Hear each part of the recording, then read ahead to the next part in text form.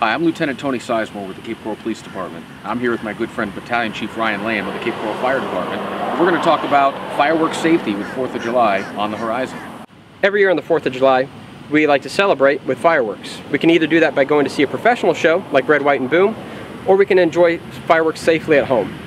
Chief Lamb, we talk about fireworks and we know that they're a very fun way to celebrate, but they can also be dangerous. Yeah, so this time of year we do see a dramatic increase in our fire calls. Nationally, we see an increase of almost 18,000 calls for structure fires this time of year, which last year resulted in 8 civilian fatalities and numerous injuries.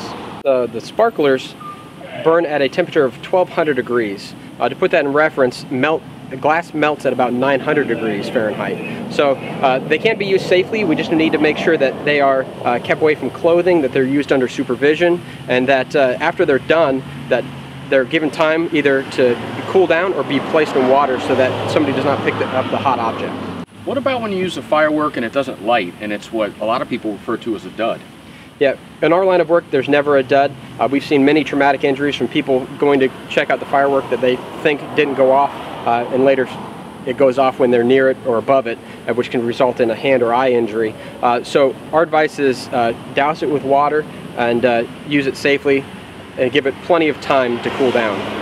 Even though we've had a lot of rain lately, we still have a fire danger here, especially around this time of the year. What can you recommend, or what would you recommend to people if they're going to do a fireworks display at home? Where should they do it, and what type of safety features should they have present? Yeah, so we want to make sure that we do this on an asphalt or concrete pavement area, away from dry leaves and grass. It's also important to know that if you light off a firework, that you can actually be held liable if it catches your neighbor's house on fire. So we want to make sure we do this very safely, and we should have a fire extinguisher, bucket of water, hose nearby, just to ensure the extra layer of safety. Lieutenant Sizemore, if I'm going to enjoy fireworks at home this year, what can I do that's legal? Well, Chief Lamb, the first thing I would do is I would still recommend that you go see the fantastic show at Red, White, and Boom, but I do realize that people are going to enjoy them at home. It is an American tradition, and Cape Coral's no exception. There's many fireworks stands throughout the city for you to purchase fireworks. And what I would recommend is that you follow the law in that anything that leaves the ground and or explodes is illegal. Chief Lamb, a lot of people ask, if they're illegal to leave the ground or explode, how come they're legal to sell? Well, the answer to that is there's a waiver that you sign anytime you buy these fireworks that say you're going to use them to for agricultural use or fish hatcheries or another environmental reason. So we do remind people that if you do a home display, you do so at your own risk in the eyes of the law. We also recommend that if you do use these fireworks, that you be a good neighbor and do them at a reasonable hour, exercise the safety precautions that Chief Lamb has recommended, and just practice overall good safety. Chief Lamb, we spoke moments ago about the dangers that can occur with fireworks use, and you've been so kind as to set up a display for us, and you're going to show us some of the dangers. Yes, we're going to show you some of the fireworks that are considered legal, but still show you some of the dangers that can happen, and show you some of the other dangers that can happen with some of the other types of fireworks.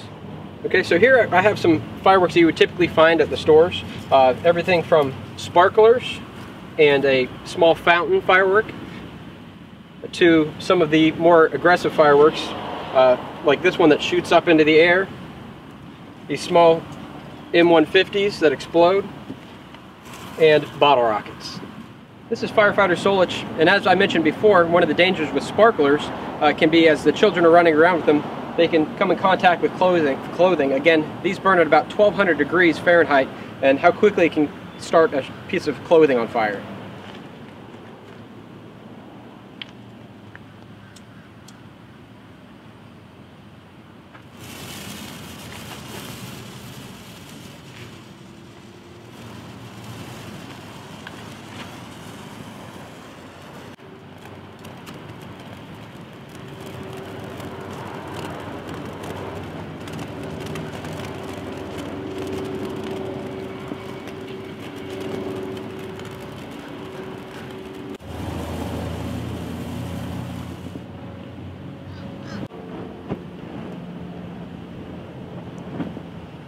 Okay, so now we're going to light off a small ground shower fireworks, but we're going to take a look at it through our thermal imaging camera to see what kind of temperature reading we're getting.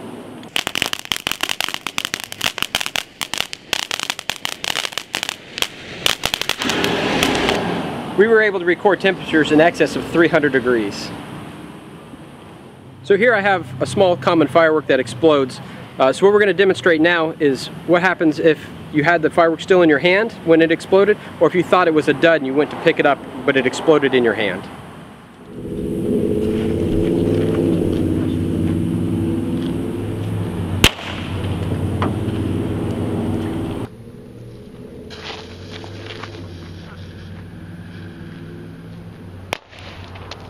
As you can see, this did quite a bit of damage to the apple. There's a lot of kinetic energy here that, if this was still in your hand, can result in serious injury, finger amputations, burns.